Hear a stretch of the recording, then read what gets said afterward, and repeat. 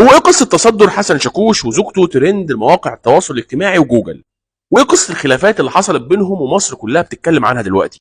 ويا ترى ايه البوست المنشور اللي بيبوظ العلاقات ما بين الرجاله والستات ومرتبط بجوازة حسن شاكوش؟ يلا بينا نحكي لكم الحكاية. حسن شاكوش تصدر الاخبار في المواقع الصحفية المصرية امبارح بعد اعلان زوجته ريم طارق انفصالها عنه، او بمعنى ادق طرده ليها من بيت الزوجية، واتهمته صراحة بالاستيلاء على القائمة بتاعت المنقولات الزوجية، وكمان الذهب بتاعها الشبكة، وكمان وصل أمانة بقيمة مؤخر الصداق وهو $500,000. وأعلنت في تصريحات صحفية إنها هتقاضي حسن شاكوش وهتقدم محاضر ضده.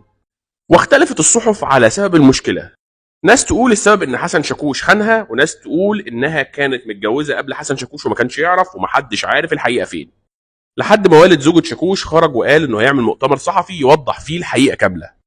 وقال كمان انه هيقدم العديد من المحاضر على مطرب المهرجانات شهير، ومنها محاضر بتهديده، ومحاضر تانية متعلقة بالعفش والشبكة ومؤخر الصداق.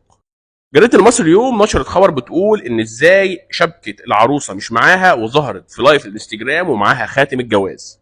فهل ده ممكن يكون ترند ولا فعلا في مشكلة كبيرة وهي طلعت بخاتم الجواز بس؟ الأصعب من ده كله بوست منتشر على مواقع التواصل الاجتماعي وفيه صورة العروسة وهي بتسجد في الفرح، والناس بتقول أو الناس اللي نشر البوست بتقول اوعي تضحي عشان خاطر حد، عشان لو ضحيتي عشان خاطر الحد اللي بتحبيه هيحصل لك كده برضه.